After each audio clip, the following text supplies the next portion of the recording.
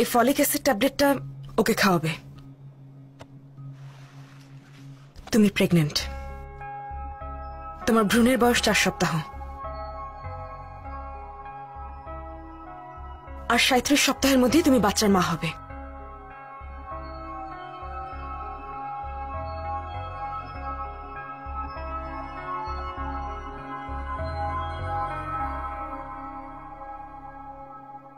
Madam, ও pregnant, আপনি confirm?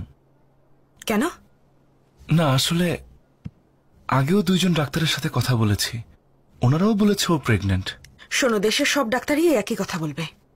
না আসলে ডাক্তার, আমি যা বলতে চাইছি সেটা হলো কিছু হয়নি, মানে আমাদের দুজনের মধ্যে কিছু হয়নি।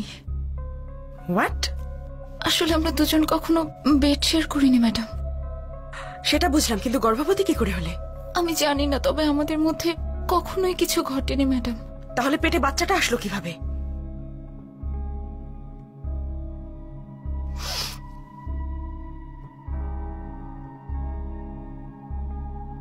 আচ্ছা, মনে করো তো হয়তো কোনো বার বা পার্টি বা... না ডক্টর, এমন জায়গায় কখনোই যাই না। এমনও তো হতে পারে যে তোমরা হয়তো মাতাল হয়েছিলে, তারপর কোনো কিছু ঘটে গেছে। না ডক্টর, আমরা কখনোই ড্রিঙ্কস করি না। তোমরা দুজন কি একসাথে থাকো?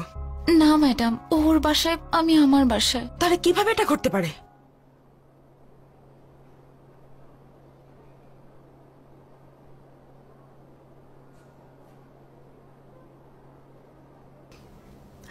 শোনো ম্যাডাম, কিছুক্ষণের জন্য একটু বাইরে যাবে প্লিজ? Okay madam.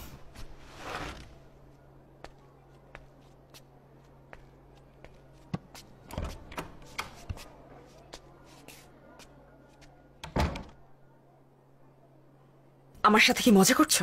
তুমি না জানলে কিভাবে হলো? আমি সত্যি বুঝতে পারছি না ম্যাডাম। তোমার নাম কি আবার বলো? মীরা। মীরা, অন্য পুরুষের সাথে শুয়েছ?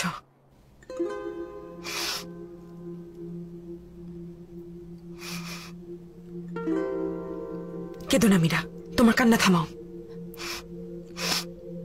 মীরা, এটা খুবই গুরুতর বিষয়, মনে করার চেষ্টা করো। বাসায় এমন কেউ কি এসেছিল যার সাথে হতে পারে? হয়তো মনে পড়ছে না। কিন্তু এটা কিভাবে সম্ভব? তাহলে কি বলতে চাচ্ছ তুমি আমাকে? তুমি এখনো ভার্জিন? কান্না থামাও মীরা, কান্না থামাও।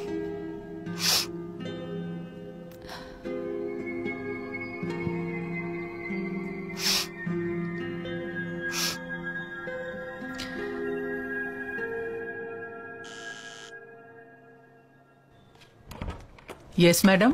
ওর সাথে যে ছেলেটা এসেছে ওকে ভেতরে পাঠাও। Okay madam.